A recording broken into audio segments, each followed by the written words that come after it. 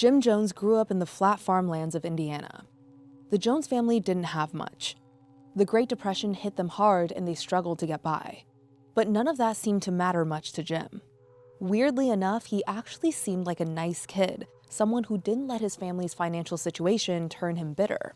He defended classmates who were being bullied at school, took in stray animals, and even invited unhoused people to his home for food. There were two things that he was a little obsessive about, though: the Bible and power.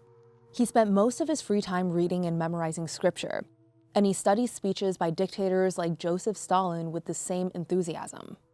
And even as a teenager, he knew how to work a crowd. Once at a pep rally, he staged an elaborate mock funeral for the opposing school's basketball team. Naturally, Jim played the preacher. But those performances weren't the only things that made Jim stand out. Unlike a lot of people around him, he had some genuinely progressive ideas, especially about religion. Jim loved the energy of Pentecostal worship, the shouting, the music, the faith healing, but he couldn't stand that white families and black families worshiped separately.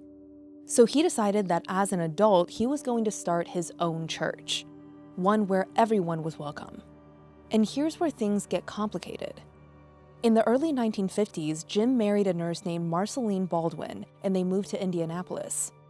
A few years later, in 1955, Jim made good on his dreams and set up his own church. He called it the People's Temple. And true to his word, Jim had black and white families sitting together in the same pews. This was extremely rare for the time. It was not an exaggeration to say that it was radical. But the temple was more than just a place for worship. It became a real lifeline for the community. Soup kitchens, health clinics, housing for seniors, they were doing actual good work. For families facing discrimination elsewhere, the People's Temple truly felt safe. But it wasn't enough for Jim. He still felt like he had to prove that he was a trailblazer. That's why he and Marceline adopted kids of different races and called them their rainbow family. It helped Jim earn credibility.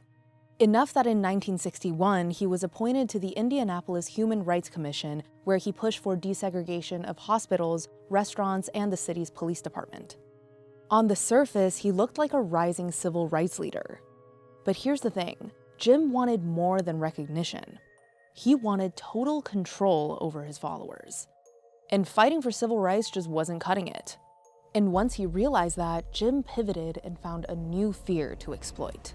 By the mid-1960s, the Cold War was heating up. Vietnam was all over the news, and people were genuinely terrified of nuclear war. Jim saw this as an opportunity.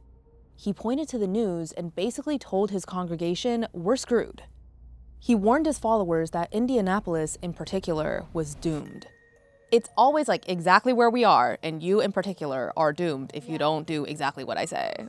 He knew for a fact that it would be annihilated by a nuclear bomb. And that's when everything shifted.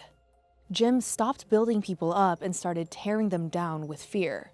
His message wasn't about hope and equality anymore. It was about destruction and survival. And wouldn't you know it, Jim Jones was the only thing standing between them and total destruction. So in 1965, he packed up his followers and headed west to Redwood Valley, California, a quiet, isolated spot in Mendocino County. Miles of vineyards and forests, barely anyone around. Exactly what Jim wanted. Here, he could rebuild his empire on his own terms. Jim promised his congregants they were safe. Without the threat of nuclear war, they could finally build a society free of racism, greed, and corruption. But not free of him. But as Jim's power grew in California, so did his need to control every aspect of his followers' lives. What began as communal living soon became something much darker. Jim's followers weren't just giving him their Sundays anymore. They were giving him their paychecks, their homes, their families. In California, the People's Temple became a machine fueled by sacrifice. And if anyone stepped out of line, Jim had a heavy wooden paddle he wasn't afraid to use on kids and adults. The scary part is how slowly it happened.